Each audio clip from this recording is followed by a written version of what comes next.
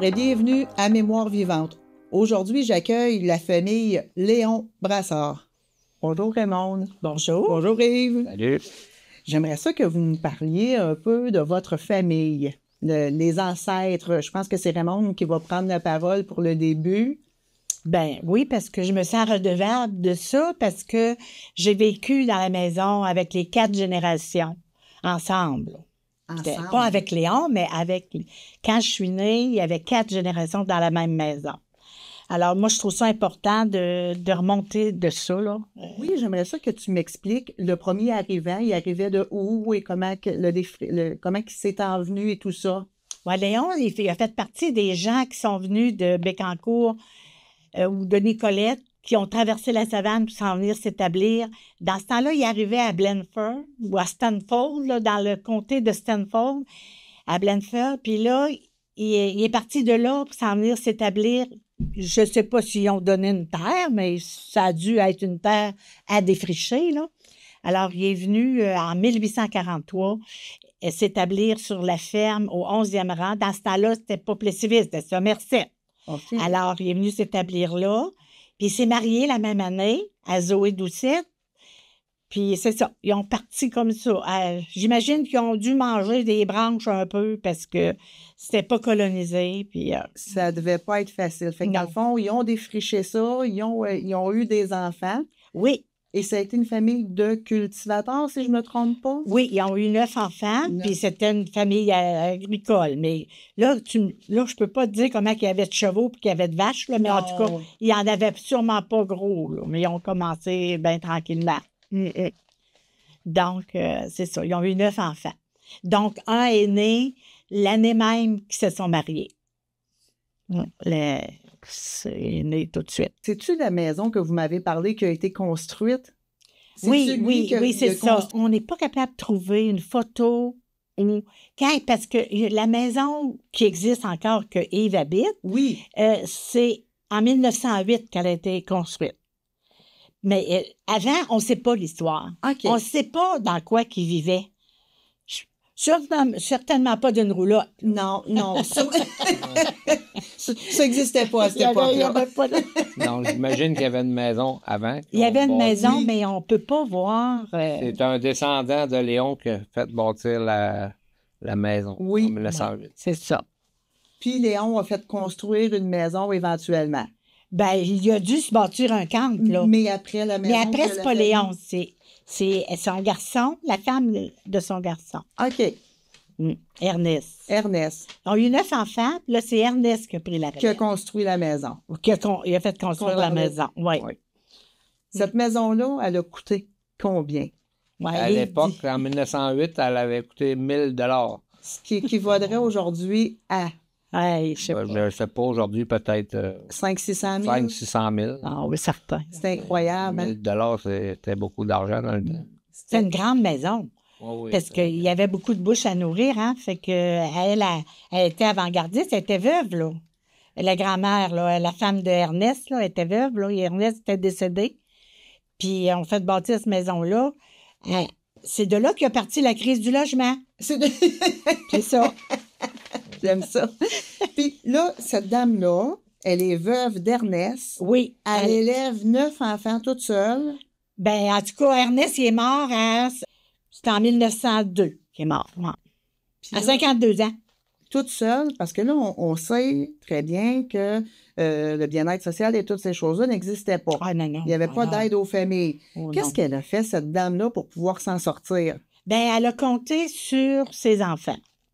Parce que c'est ça, là, Aimé, le plus vieux de Ernest, mon grand-père, Aimé, lui, il avait 22 ans alors. Fait que là, elle comptait sur lui pour continuer. Il voyait que la maison était pleine. La maison était toujours pleine.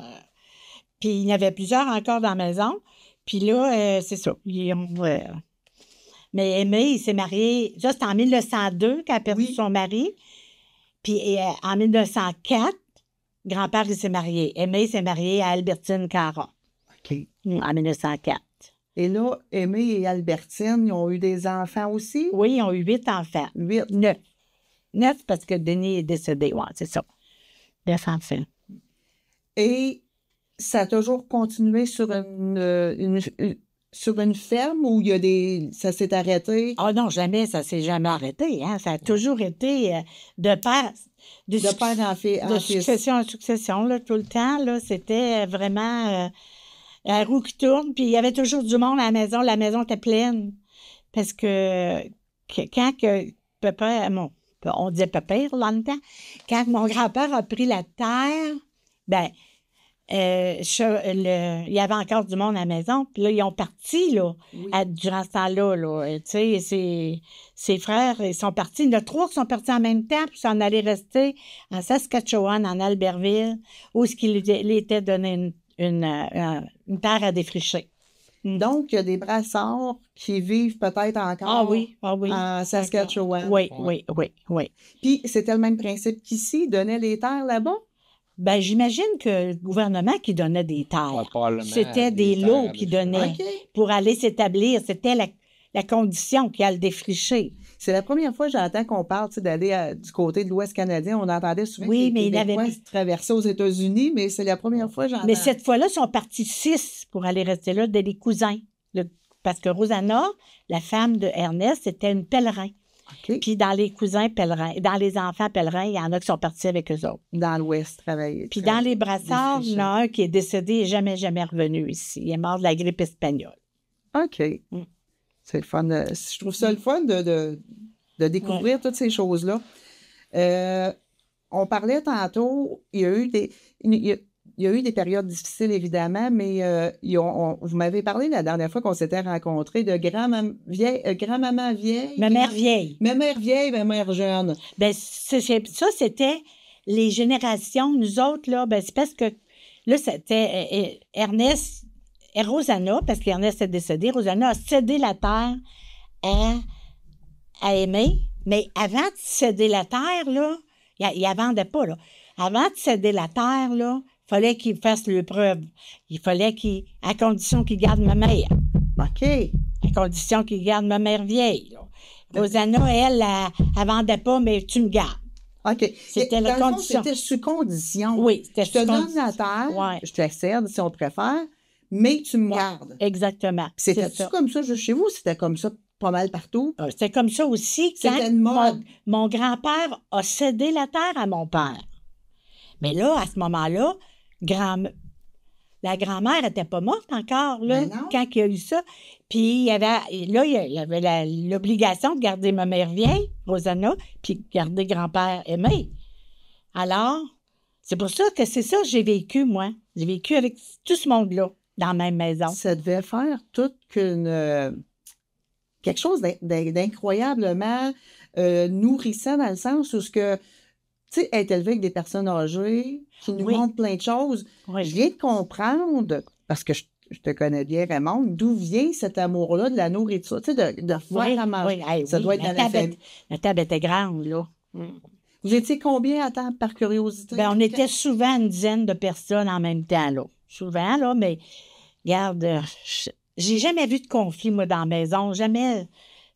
Chacun se respectait, chacun avait sa tâche. Les femmes, ils faisaient tout là, dans la maison, puis les hommes dehors, eux autres. Mais mon Dieu, il n'y avait pas de pénurie de main-d'œuvre dans ce temps-là. On avait tous chacun nos tâches, puis chacun son talent aussi. Oui. Mais chacun était respectueux des autres. Parce que ma mère, quand elle est arrivée dans la maison, en se mariant, elle prenait une maison bien garnie. Il y avait la grand-mère, ma mère vieille, Rosanna. Oui. Il y avait ma mère jeune, qu'on appelait ça, nous autres, quand on était jeunes. Albertine, la femme d'Aimé. Oui. Après ça, il y avait ma tante Thérèse, ma tante Rachel, ma tante Juliette. Donc, elle arrivait à la 6e. J'ai jamais entendu ma mère chialer contre qui que ce soit. Maman, elle était bien là-dedans, puis non, elle était toute douce, là, puis c'était beau. En tout cas, moi, il y avait une fraternité qu'on ne voit peut-être plus à la limite aujourd'hui. C'est peut-être plus difficile à voir. En tout cas, on ne voit plus du monde vivre tout ensemble non plus. Non plus. Hein, c'est ça, là. Mais moi, c'est ce que j'ai vécu, aller jusqu'à mes 9 ans, quand grand-mère, ma mère vieille, elle est morte quand j'avais 9 ans. Mais on la promenait dans la chaise. Il y avait Imagine, je sais pas si c'est le temps de dire ça, Ah mais, oui, mais- il avait fait une chaise Un fauteuil roulant. parce que je pense que ça n'existait pas. Elle a été 7 ans paralysée. OK. Fait que quand elle a paralysé, là, ils ont pris une chaise berceuse, ils ont ôté les barreaux, les berceaux, je veux Oui. dire, puis ils ont mis des roulettes. Ah, fait qu'on promenait ma mère dans la maison. Ben là, je viens de comprendre. C'est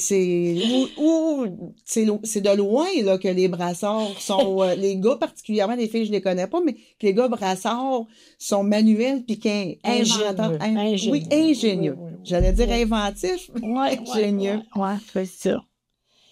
Au fil du temps, au fil de la vie, il y a sûrement des évolutions qui se sont faites au niveau de, ben oui, évidemment, le téléphone et tout ça, mais au niveau de la ferme, je pense que c'est Yves qui a été désigné pour nous parler un peu de ce que tes grands-parents, puis parce qu'ils ont vécu avec toi, si je me trompe pas, les grands-parents. Oui, j'ai vécu avec mon... mon père avait...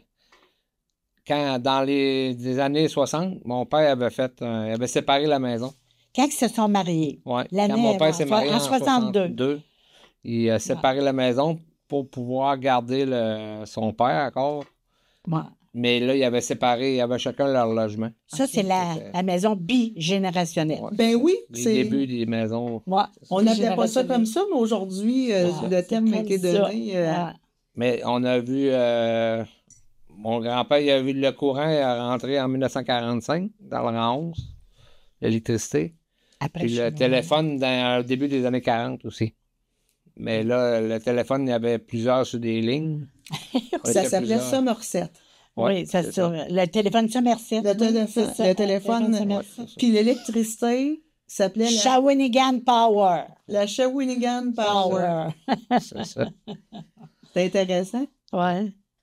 Et ton père avait acheté la ferme, si j'ai bien compris, de son père Aimé. Oui, il l'a acheté en de son père 69. Aurel? Aurel. Oui, c'est Aurel. Aimé a eu ses enfants, c'est Aurel qui a pris la ferme. Oui. Ouais. Et là, Aurel l'a cédé à André, mais là, il l'a vendu en 1969. OK. Fait que tes parents s'établissent sur la ferme avec les... Avec grand-papa. La maison régénérationnelle. Oui. Fait que là, j'imagine que tu devais aller faire un tour chez grand-papa et grand-maman. Oui, surtout le samedi soir. Ah oui? La femme bionique, oui, c'est ça. Je me souviens qu'on allait écouter Soirée canadienne et la femme bionique. Vous alliez vous faire garder souvent? Oui, c'est ça. Oui, mais on avait accès. Il y avait une porte entre les deux logements. Puis c'est ça. C'était la mode. C'est ça. On ne voit plus ça aujourd'hui. Non. Pas beaucoup. En tout cas, beaucoup moins. Fait qu'on continue. Ton père achète la ferme en 1969. Naît de cette union-là avec Mme Yvette Daigle. C'est ça.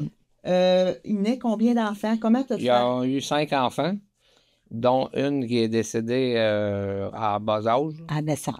Quasiment à naissance. À naissance. Okay. Et puis là, moi, je suis sur la ferme avec mon frère Alain. Alain, le plus vieux. Il y a ma soeur après, Lisette. Okay. Il y a moi, puis un autre de mes frères, Guy. Okay. Puis là, c'est moi puis Alain qui a présentement la ferme. Puis on a réussi à... Nos enfants sont maintenant actionnaires, dont deux à Alain et un à le mien. Un à toi. Ouais. Ça m'amène une question parce que vu que tu as vu ton père, que tu as grandi sur la ferme, ce que c'était hier versus ce que c'est aujourd'hui, tu sais, au niveau de la machinerie, au niveau des tracteurs, oui, mais de la façon de traire les vaches et tout ça, ça doit être le jour et la nuit. Ça a beaucoup changé. Surtout mon grand-père, il a vu toute l'évolution de ça. Lui, mon grand-père m'a déjà dit qu'il a vu les labourer avec des chevaux, mettons. Puis il a vu une lettre arriver dans un fil. Un fax. Lui, il disait un fax, c'est ça. Une lettre arrivée par un fil. Par un fil. Ça, je pense que c'est eux autres qui ont vu la plus grosse évolution. Oui. Mais même nous autres, on en voit beaucoup d'évolution. Aujourd'hui, on peut... c'est des salles de traite robotisées. C'est ça, j'allais dire. Dans le temps, tirer 60 vaches, ça prenait combien de temps versus aujourd'hui? Ça se faisait on en tirait 40 en 1h30, 2 heures. Puis là, on en tire 100 en 1h30, 2 heures. C'est le double. C'est le Et double. plus, même Puis la plus. moyenne de lait, c'est doublé aussi, la moyenne de lait par vache. C'est incroyable. C'est plus... Même faire les foins, on parle de quelques heures. C'est pas... Avant, c'était quelques semaines. C'est parce que c'était de la balle carrée, de la balle de Oh, foin oui. sec. On était C'est ça. vraiment de... Puis on a le double des terres, puis si c'est pas le triple, là, c'est... Ben moi, j'ai c'est comme ça. connu le faire les foins là, avec le chargeur en arrière, là, tu sais. Puis ça l'embarquait dans... Ça montait, là, puis ça embarquait dans la voiture. Ah, je me rappelle de ça. Moi, je l'ai connu, Le mais râteau avec les chevaux. en exposition. Ouais, en exposition. Quand il y avait eu le 150e de Plessisville, on l'avait fait. Oui. On avait fait renaître ça à la ferme d'autres fois. On a parlé de plusieurs moments, mais j'ai oublié un petit segment qui est probablement très important. Il y a sûrement eu des moments difficiles. Tantôt, tu m'as dit, Raymond, que vous aviez perdu votre mère quand même jeune et votre père était resté à élever Les enfants. 54 enfants. C'était 4, oui. J'aimerais ça que tu me racontes un peu comment il s'en est sorti. Ah, ben ça a été difficile parce que je me souviens que maman, elle avait fait promettre de nous faire instruire.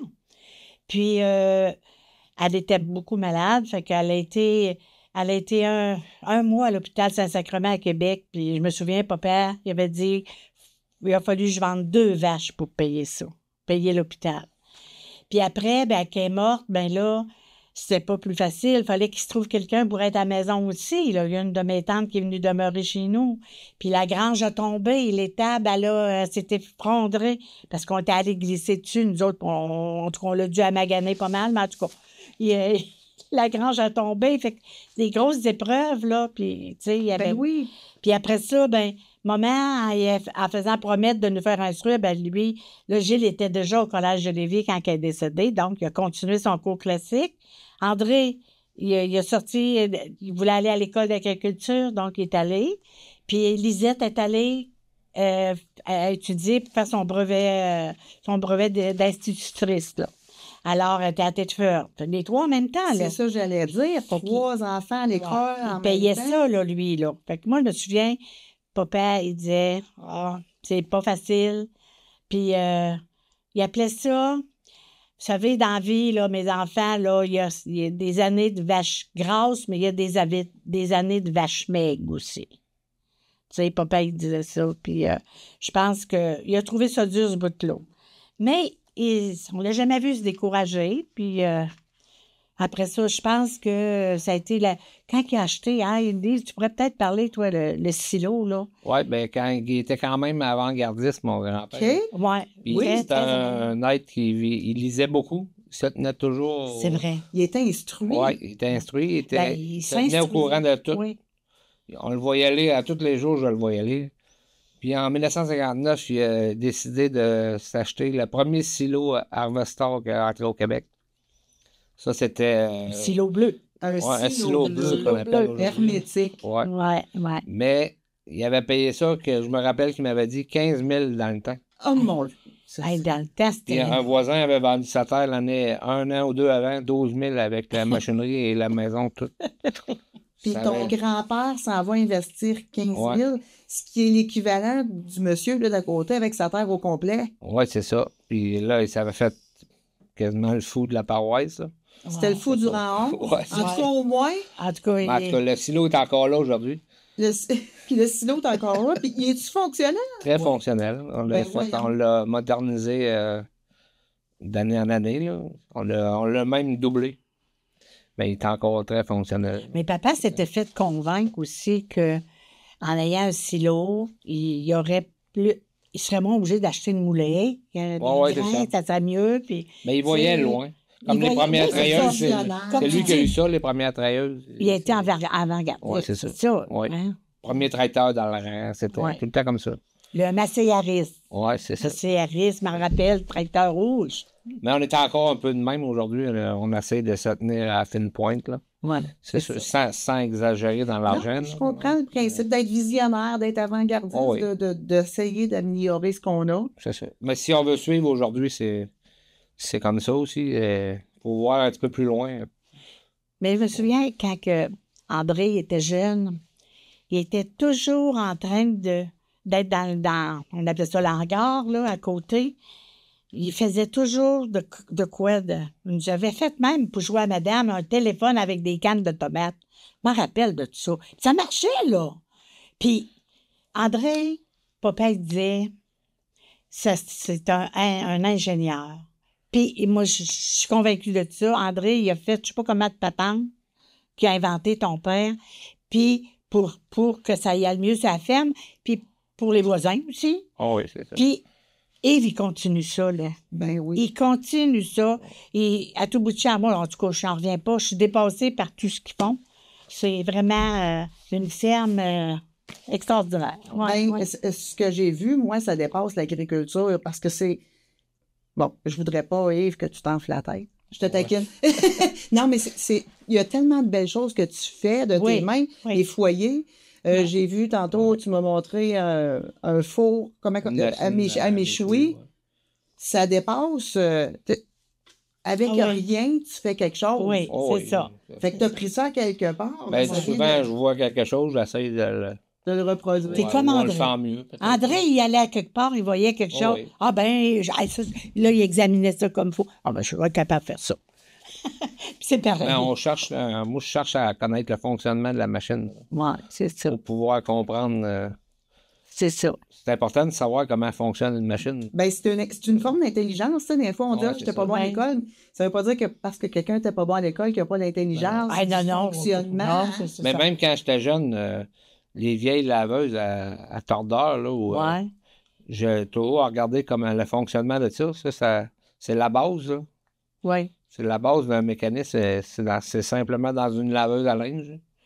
OK. Que tu la regardes marcher. Système de guerre, de poulies. Oui, puis ben, c'est avec des choses simples qu'on C'est ça. commence à comprendre. Puis tu dis, Il y a eu là, des génies bien avant nous autres, là. ton fils aussi, il est quand même... Ouais, mon fils, mon neveu, ils sont avant-gardistes. sont Aujourd'hui, c'est des nouvelles technologies, mais il va falloir qu'ils soient aussi bons que les. S'ils veulent devenir bons, faut. De toute façon, ça prend le vouloir en partant. Oui, mais je pense que la famille Brassard a ce Oh, oui, vouloir-là. oui, c'est ça. Oui. Vous êtes chanceux, vous avez une belle relève en plus. Ouais, mais il faut qu'ils continuent à être aux aguets de tout. Il faut rester à l'avant-garde. C'est ça. C'est ce que j'entends. Ah oui, c'est... En tout cas, on a de quoi d'être fiers d'être mis au monde dans cette famille-là. Moi, en tout cas, là.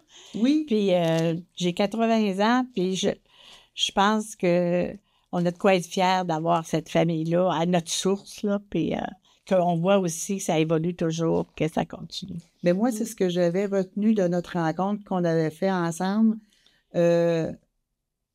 L'amour, l'entraide, Oui. le lien familial. Tu sais, ce que j'entendais, c'était pas de la jalousie, c'était pas de... Non. Tu sais, c'était on est content un pour l'autre de ce que l'on devient Oui. ou de ce qu'ils deviennent. Et ça, ben, j'avais trouvé vraiment ça beau comme... c'est tout à votre honneur, ce respect-là. Puis on le voit quand vous êtes ensemble, même oncle... pas oncle, neveu et tante, voilà. C'est ça. Mais ça, c'est notre main commode, ça. Ah ben oui, mais ça en prend un par famille. On peut dire qu'on a vécu dans la même maison pareil. Oui, Ben c'est oui. vrai, c'est vrai. Quand on pense à ça, là, il vit dans la même maison. Vraiment. Et- Là, je vais probablement la céder à mon fils. Oui. C'est fun. Mais moi, je peux dire que j'ai grandi dans une maison. On n'a jamais entendu, par exemple, dire des je t'aime, là. C'était pas à mode dans le temps. On disait pas ça, je t'aime dans le temps. Non. Mais on le sentait, par exemple. On sentait qu'il y avait de l'amour. On sentait qu'il y avait du respect. Fait que c'est ça, moi, qui m'a fait grandir, puis qui me fait que je suis fière de ça. Et, Aujourd'hui, ma tante, on se dit plus je t'aime, on se le texte. hey, c'est épouvantable, le changement, hein, que... C'est ça. Ça vient des changements. Ben oui. Ben ça a été un plaisir de vous accueillir. Je suis contente de ce moment-là. Merci beaucoup, Raymond. Merci beaucoup, Yves. Je pense que le plaisir a été, en tout cas pour moi, je parle pour moi, là, moi, écrire là, ce que j'ai écrit, là, ça a été vraiment un temps bien particulier à moi, puis je suis fière de ça. Merci. Eh oui, ben, ça me fait plaisir.